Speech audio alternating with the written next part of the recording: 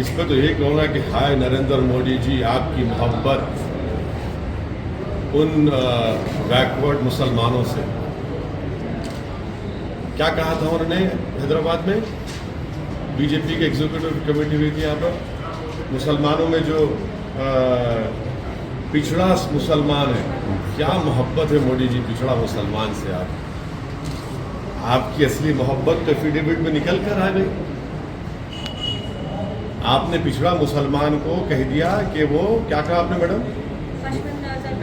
नहीं, पसमानदा नहीं, पसमानदा मुसलमान के बाद फॉरेन ओरिजिन के मोदी जी पसमानदा मुसलमान।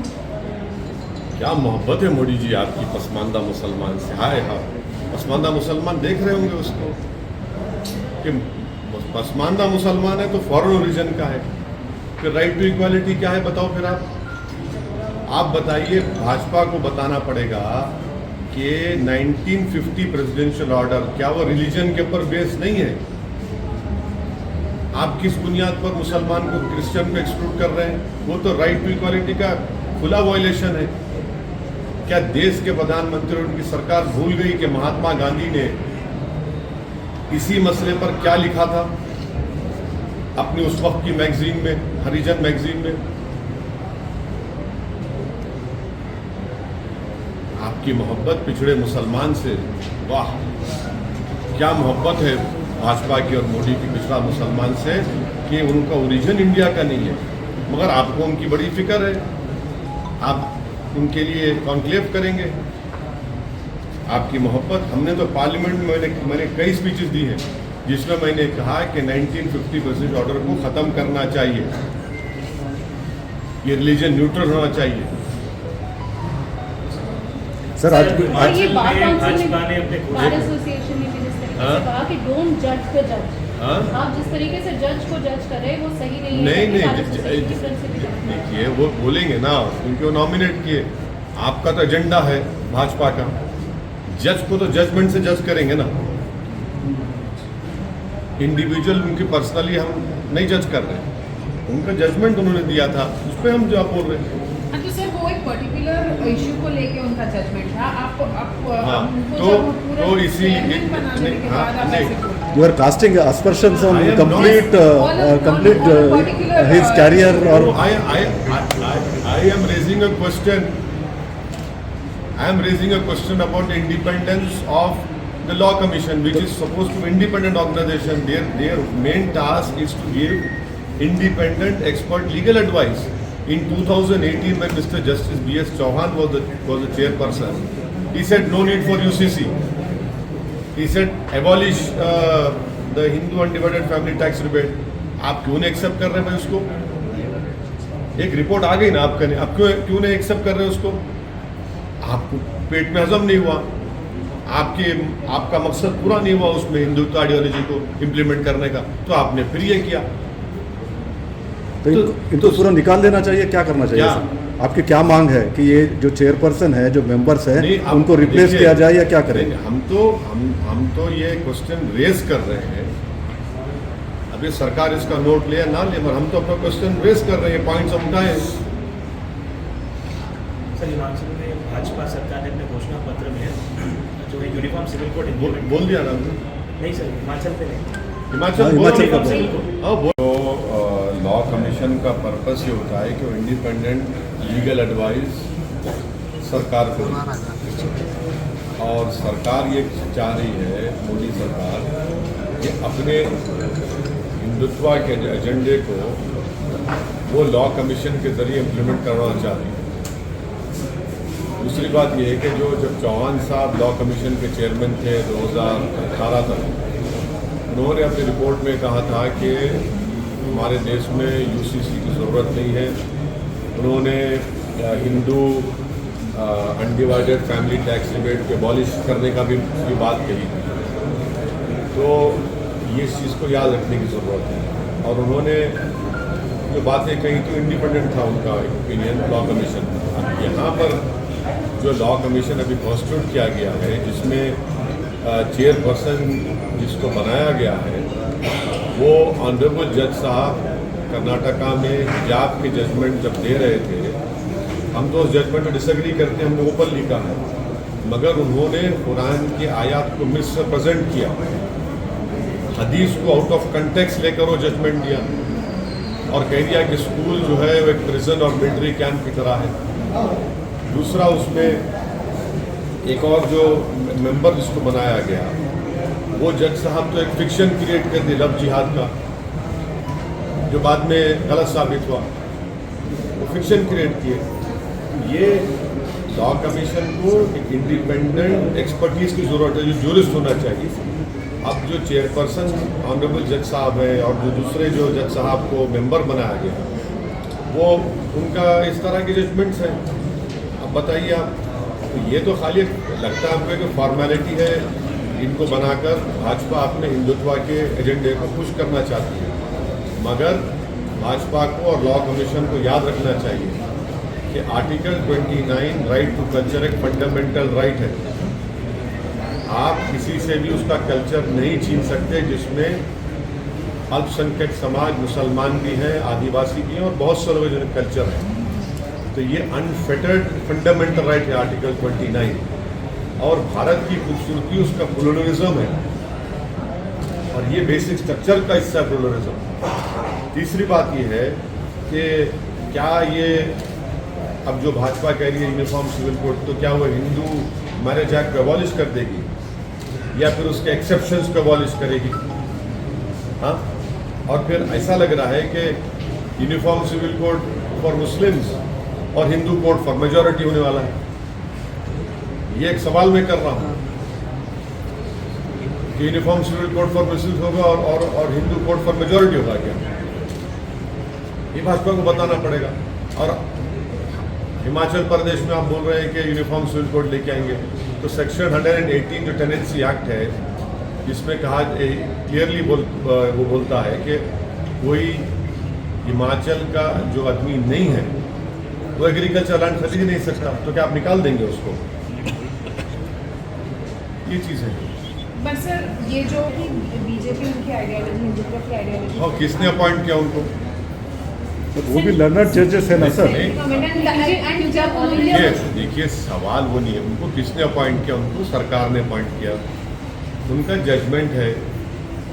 सुनिए हम उन जजमेंट डिसएग्री करते, मगर अगर वो बहैसियत चीफ जस्टिस कर्नाटका के उन्होंने एक जजमेंट दिया, हम डिसएग्री करते, मगर आप कुरान की वर्सेस को मिसप्रेजेंट करते हैं। Prophet Muhammad peace be upon him के हदीस को आप उसको तोड़ के पेश करते हैं। और फिर जो एक और ऑनरेबल जज साहब को जो मेंबर बनाया गया है, उन्होंने तो अपने जजमेंट में लव जिहाद का फिक्शन क्रिएट किए। लॉ कमीशन जो होता है, एक इंडिपेंडेंट एक्सपर्ट लीगल एडवाइस देना उनका काम होता है।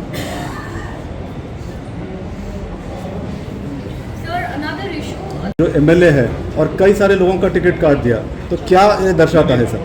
वो किसको टिकट काटे ना दे, वो उनका इंटरनल मैटर। मगर मोरबी में जो 150 लोग मरे, जिसमें 50 बच्चे थे और 1-2 साल का बच्चा था, अभी तक जो कंपनी को ये काम लिया गया था उस ब्रिज को सही मेंटेन करने का, चलाने का, उनको अभी तक अरेस्ट नहीं किया गया है। और दूसरी बात यह है कि आपको याद होगा, खेड़ा गुजरात में गरबा में एक पत्थर फेंकने के इल्ज़ाम पे मुसलमानों को रोड पे लाकर लठों से मारा गया, जनता को जमा करके। ये कौन सा इंसाफ है आपका कि एक कंपनी जो सिर्फ 12 लाख खर्चा की है, क्या गुजरात की जनता की कीमत 12 लाख है, और आप उनको गरबा में पत्थर फेंकने वालों को रोड पे लाके लठों से मारते हैं, और ये कंपनी जो मौत की जिम्मेदार है 150 लोगों की, जिसमें 50 मासूम बच्चे और एक 2 साल का बच्चा है, आप उनको तो कह रहे हैं कि बेटा हम तुम पे फूल बरसाएंगे, आराम से घर में बैठो। ये कौन सा इंसाफ है आप? तो ये इशू बन सकता है सर ये पोल में? सवाल देखिए, इंसान की जान जो होती है ना, वो इशू नहीं है, वो इंसान की जान है। जो लोग अपने रिश्तेदारों को, भाइयों को, बेटों को, बहनों को खोए हैं, हम उनकी तौहीन नहीं कर सकते। आप इंसाफ करिए ना। आप देखिए, मैं आपको 2 इंसिडेंट दे रहा हूं आपको, आप खुद जनता फैसला करें। सर आसाम गवर्नमेंट ने एक अल्टीमेटम दिया है नहीं, अब मैं बस इसलिए है क्योंकि पार्लियामेंट में मैंने उसको अपोज किया था, उसके खिलाफ वोट दिया था और मैंने उसको कहा था कि this is a fraud on the constitution. और राज्यसभा में डीएमके और एक पार्टी अपोज करे। तो ये जो पार्टीज जो आज वेलकम कर रहे हैं, ये क्या बताता है मंडल पॉलिटिक्स के बारे में, अम्बेडकरेट पॉलिटिक्स के बारे में।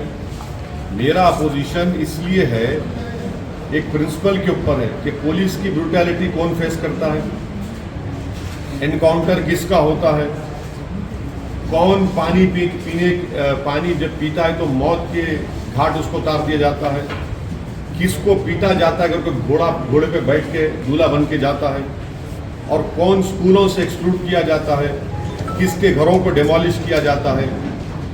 इन लोगों को रिजर्वेशन की जरूरत है। सुनिए, social educational backwardness, social injustice, this is the criteria of reservation.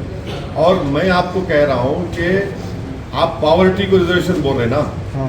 तो आपसे अपील कर रहा हूं और ये सुनने वालों से अपील कर रहा हूं कि रुक्मिणी एस जो मिंट पेपर में थ्रू डेटा उन्होंने बताए, if economic reservation have to be given then Muslims should have the first claim because they are the poorest socio-economic community in the country। अच्छा, अब मैं क्यों अपोज करता हूँ, सुन लो। अब आप जरा आराम से सुनो, क्योंकि आप लोग सब बड़े बड़े ऊपर के लोग आए हैं, मैं नीचे का हूँ। तो forward caste are rare among the poorest fifth of Indians, over represented among the rich. Second point, EWS कौन है?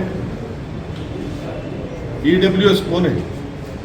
प्रधानमंत्री वजीर आजम के ओपिनियन में पूरा इंडिया ईडब्ल्यूएस है। क्यों बोल रहा हूं मैं? क्योंकि एक स्टडी हुई थी, Indian human development survey IHDS, conducted by national council for applied economic research and university of Maryland, जिसमें उन्होंने कहा कि on average little over the top 1% of the country has a house hold income of over 8 lakh. आप पूरे हो गए। अच्छा, और एक चीज सुनो आप, SC/ST स्कॉलरशिप की सीलिंग क्या है? 2.5 लाख। आप लोगों की 8 लाख, आप तमाम की 8 लाख, और SC/ST स्कॉलरशिप की 2.5 लाख। तो रेवड़ी किसके लिए रिजर्व हो रही? आप लोगों की रिजर्व हो रही। तो मेरा मानना यह है कि this is the first step to ending reservation for the backward communities.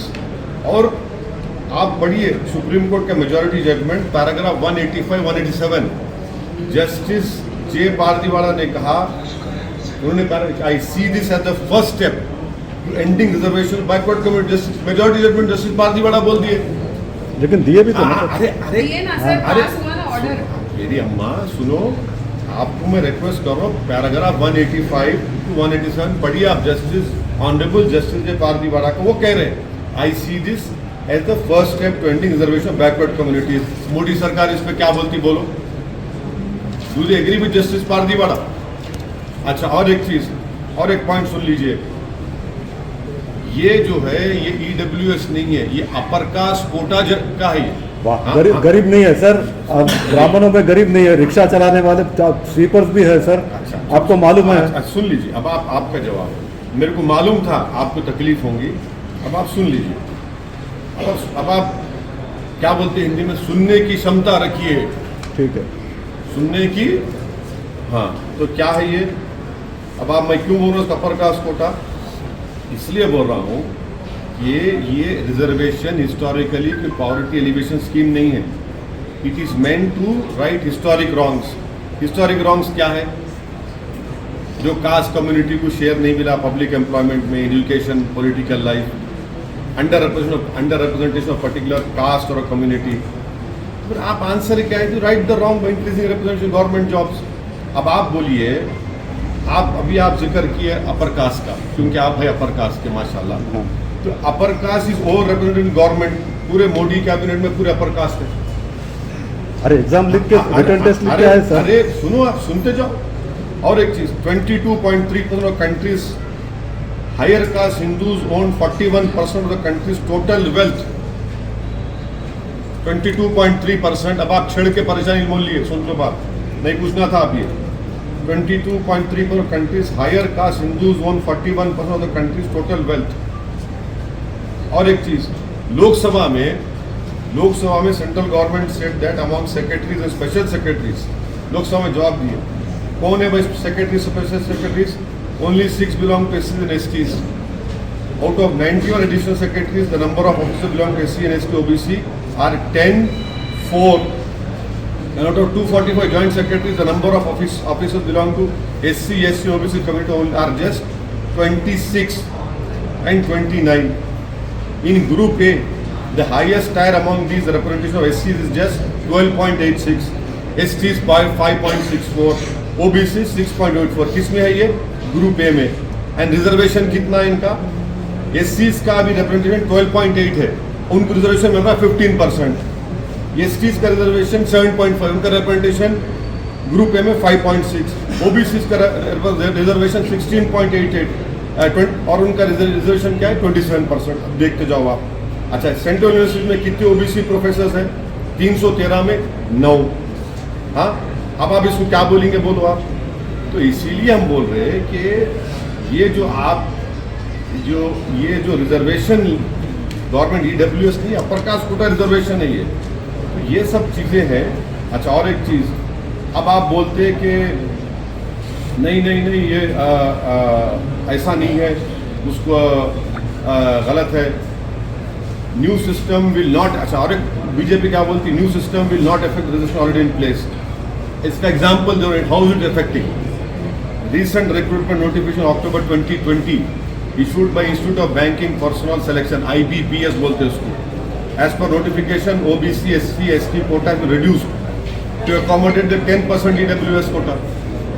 ये कौन सा है? Institute of Banking Personnel Selection.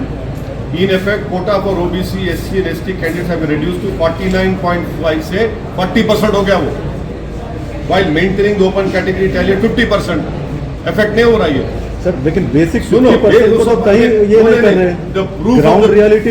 Ground reality बोल रहा हूँ मैं आपको। इधर भी देखा ना सर, ग्राउंड रियलिटी मैं सुनो अब आपको तकलीफ हो रही है, मैं बोल रहा हूँ से बातें, मगर आपको सुनना पड़ेगा, क्षमता रखिए, सबर करिए। अच्छा, गवर्नमेंट जो डेटा टेबल करी 10 सेंट्रल डिपार्टमेंट्स का, defence production, railways, financial service, post, defence, housing, urban affairs, home affairs, atomic energy, revenue, education, जनवरी 1, 2021 में data shows a huge backlog of SC. कितने फिल? 13,220 आपने फिल किए। वैकेंट कितने? 17,880। Scheduled tribe का आपने फिल किया 9,619। वैकेंसीज कितने हैं? 14,000। ओबीसी फिल किया आपने 11,732। वैकेंसीज कितनी है? 19,283। A total of 51,220 for vacancies reserved posts against 34,500 the posts which are filled. This is what I have to say. और मैं फिर से पूछ रहा हूँ, क्या देश के प्रधानमंत्री ऑनरेबल जस्टिस पार्दीवाड़ा साहब ने अपने जजमेंट पैराग्राफ नंबर 185-187 में जो कहा है कि I see this as the first step to ending reservation for backward communities, क्या ये भाजपा सरकार ये करेगी? और मेरे को खतरा दिखता है मेरे को कि रिजर्वेशन खत्म करने के लिए सब चीज़ें आगे बढ़ रही हैं। सर 50% रिजर्वेशन है, कुछ स्टेट्स में 50 से ज़्यादा है, तेलंगाना का लो, आप तमिलनाडु का लो 70 से ज़्यादा है, तो दिक्कत क्या है सर? मतलब गरीब लोग जो ईडब्ल्यूएस में मिल रहा, ईडब्ल्यूएस से अपर कास्ट में जो लोग गरीब लोग नहीं है, जो पॉपुलेशन का 80% है उन्होंने 50 में खेलना। हाँ, जो पॉपुलेशन का 80% है उन्होंने 50 में खेलना, जो पॉपुलेशन का 15% है उन्होंने 50 में लेना। गरीब है सर, गरीब है नहीं है, गरीब इधर देखो, अरे बिल्कुल सही बात बोल रहा हूँ। आप लोग तमाम बड़े लोग हैं, गवर्नमेंट जॉब आपको क्या मालूम? अरे भाई, आप शादी में घोड़े पे बैठे तो तकलीफ होती नहीं होती आपको? आप पानी पियो तो जान चली जाती नहीं जाती आपको क्या तकलीफ मालूम साहब? जिल्लत उठाना जिसको जलील होता है उसको मालूम। सर बड़े कैश में भी ऑटो चलाने, रिक्शा चलाने वाले हैं, झोपड़ी में रहने वाले हैं, वो लोगों को 10% मिल रहा है, 35% मिल रहा है। अरे बाबा, जो 80% है उन्होंने 50 में खेलना, जो 15% है उन्होंने 50 लेना। तो क्या करना सर? 15%? अरे वही तो हो गया ना, वही तो हो गया। 70% से ज्यादा है सर, और क्या चाहिए? और क्या चाहिए? अरे क्या बात कर रहे हैं? हजारों साल से जुल्म हो रहा, हाँ सर, हजारों 50 से सुनो ज्यादा होगा। हजारों साल से जुल्म हो रहा, और आप बोल रहे क्या करना। रिजर्वेशन जो है वो क्यों दिया जाता है, आप अभी आए शायद, आप देर से आके अपने प्रेजेंस को रजिस्टर करा रहे, आप जरा सुन लो पहले मैं क्या बोला था। आप आ गए, मैंने बताना चाह रहे अपने बॉस को टीवी चैनल पे कि मेरी आवाज़ आई तो मैं अभी पहुंचा बोल, मगर आपके बॉस को मालूम होना चाहिए अभी 5 मिनट पहले आया, मैं 10 मिनट से बोल रहा हूँ पूरी बात है। तो इनको अपना जो बोला मैं रिकॉर्ड करके दे दो इनको, आप फिर से रिपीट करना, मेरा टाइम खराब होगा। अभी चलूँ मैं। अच्छा सर।